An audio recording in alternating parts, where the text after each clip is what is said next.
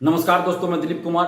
दोस्तों, BPSC TRE 3 में one candidate one result लागू होना चाहिए और बीपीएससी टीआरई 1 टीआरई 2 में जो गलतियां की गई उन गलतियों को टीआरई 3 में नहीं दोहराया जाना चाहिए। जिस तरह बीपीएससी टीआरई 1 और टीआरई 2 में मल्टीपल रिजल्ट दिया गया, जिसके वजह से हजारों सीटें खाली रह गई, और दूसरी तरफ रिजल्ट के बाद काउंसलिंग कराया गया और उसमें भी सीट से कम अभ्यर्थियों को बुलाया गया, जिसके वजह से भी हजारों सीटें खाली रह गई। कहीं भी जब काउंसलिंग होता है रिजल्ट से पहले, तो आप सीट से ज्यादा अभ्यर्थियों को देखिएगा कि बुलाया जाता है, ताकि काउंसलिंग में जिनके पास डॉक्यूमेंट्स की कमी हो या फर्जी डॉक्यूमेंट्स हो, तो वैसे लोग जब बाहर होंगे तो उनके वजह से सीटें खाली ना रह जाए।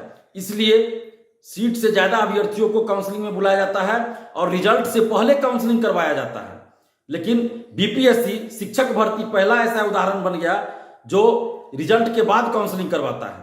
वही बीपीएससी आप देख लीजिए कि अन्य परीक्षा जो आयोजित करवाती है, चाहे सिविल सेवा की हो या और कोई परीक्षा, या फिर बीएसएससी से कोई परीक्षा होती है, तो देखिएगा कि काउंसलिंग रिजल्ट से पहले करवाया जाता है और सीट से ज्यादा अभ्यर्थियों को काउंसलिंग में बुलाया जाता है ताकि सीटें खाली न रहे। बीपीएससी टीआरई 1 टीआरई 2 में क्या हुआ, मल्टीपल रिजल्ट दिया गया, जिसकी वजह से हजारों सीटें खाली रह गई और रिजल्ट के बाद काउंसलिंग करवाया गया। काउंसलिंग में भी हजारों लोग बाहर हुए जिनके पास विज्ञापन की शर्तों के अनुसार डॉक्यूमेंट्स नहीं था या फर्जी डॉक्यूमेंट्स था, तो वैसे लोग काउंसलिंग में भी बाहर हुए और काउंसलिंग में सीट से कम लोगों को बुलाया गया था, रिजल्ट के बाद काउंसलिंग हुआ था, तो जिसके वजह से हजारों सीटें खाली रह गई। और शिक्षक बनने के बाद भी आप देखिए कि हजारों शिक्षक बाहर हो रहे हैं, अभी भी प्रक्रिया चल रही है। जिनके पास विज्ञापन की शर्तों के अनुसार डॉक्यूमेंट्स नहीं है या फिर फर्जी डॉक्यूमेंट्स है, वैसे हजारों लोग अभी भी बाहर हो रहे हैं। तो मल्टीपल रिजल्ट की वजह से और काउंसलिंग रिजल्ट के बाद जो करवाया गया और काउंसलिंग में सीट से कम अभ्यर्थियों को बुलाया गया, इसके वजह से हजारों सीटें टीआरई 1 टीआरई 2 में खाली रह गई। और दूसरी तरफ काउंसलिंग में जांच अच्छे से नहीं हुई सर्टिफिकेट की, तो हजारों सीटें टीआरई 1 टीआरई 2 में खाली रह गई और दूसरी तरफ हजारों शिक्षक अभ्यर्थी बेरोजगार रह गए, उनको नौकरी नहीं मिली, जबकि उनके पास विज्ञापन की शर्तों के अनुसार सारा डॉक्यूमेंट्स था, सारा शैक्षणिक प्रशैक्षणिक सर्टिफिकेट मौजूद था। कटअप के बराबर मार्क्स लाने के बाद भी हजारों लोग शिक्षक नहीं बन पाए, उनको बाहर कर दिया गया, बेरोजगार रह गए।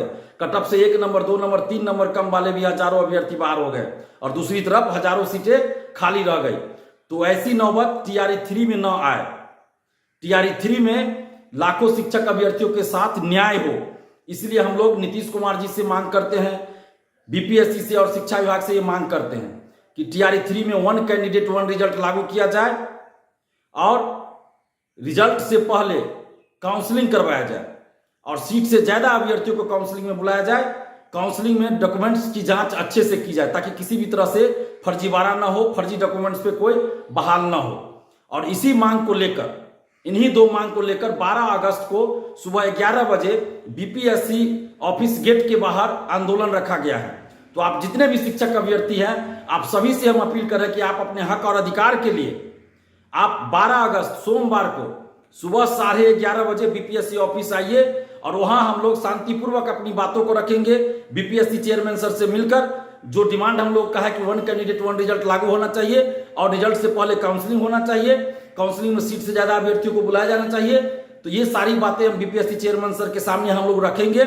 और आप जितने शिक्षक अभ्यर्थी है, आप घर मत बैठे रहिए, लॉज में हॉस्टल में बैठे मत रहिए, नहीं तो फिर टीआरई 1 टीआरई 2 की तरह टीआरई 3 में भी मल्टीपल रिजल्ट दे दिया जाएगा और काउंसलिंग रिजल्ट के बाद कराया जाएगा, हजारों सीटें खाली रह जाएगी और आप लोग कटअप के बराबर मार्क्स लाके भी बाहर हो जाइएगा, नौकरी नहीं मिल पाएगी।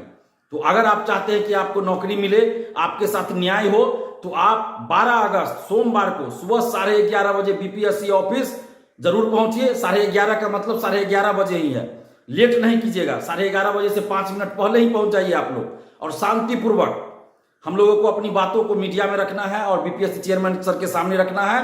और कोई भी अगर आपको भीड़ में, चाहे वो कोई भी हो, उकसाने की बात करे, हिंसात्मक बात करे, तो वैसे लोगों को पहचानिए और वैसे लोगों को पुलिस के हवाले कर देना है। चाहे हम लोग कहीं मीटिंग करते हैं, कहीं बैठक करते हैं या कोई आंदोलन करते हैं, हम हमेशा कहते हैं कि भीड़ में अगर कोई आपको उकसाने की बात करे, हिंसा की बात करे, तो वैसे लोगों को पकड़कर पुलिस के हवाले कर देना है। क्योंकि हम लोग बुद्धिजीवी हैं, पढ़े लिखे लोग हैं, तो इसलिए हम लोग आंदोलन करते हैं तो शांतिपूर्वक आंदोलन करते हैं, किसी तरह का तोड़फोड़ नहीं करते, कोई हिंसा की बात भी नहीं करते, हिंसा करना तो दूर, हिंसा की बात भी नहीं करते।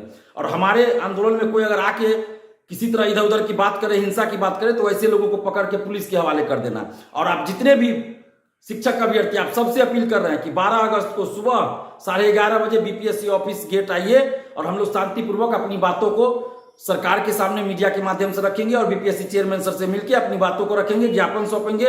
और आप जितने शिक्षक अभ्यर्थी हैं, आप सभी अपने साथ मोबाइल को बचाने के लिए, चूंकि अभी बरसात का समय है, कभी भी बारिश हो जाती है, 2 मिनट बारिश होती है फिर छूट जाती है, तो छाता रख लीजिए, एक छोटा पॉलिथीन रख लीजिए ताकि मोबाइल को आप बचा सके पानी से। और अपने साथ एक तिरंगा झंडा जरूर लाइएगा। आप सभी शिक्षक अभ्यर्थियों से अपील कर रहे हैं कि अपने साथ आप लोग एक एक तिरंगा झंडा जरूर लेकर आइएगा और घर मत बैठे रहिएगा। अपने हक अधिकार के लिए 12 अगस्त को सुबह 11 बजे बीपीएससी ऑफिस जरूर आइए। धन्यवाद। जय हिंद।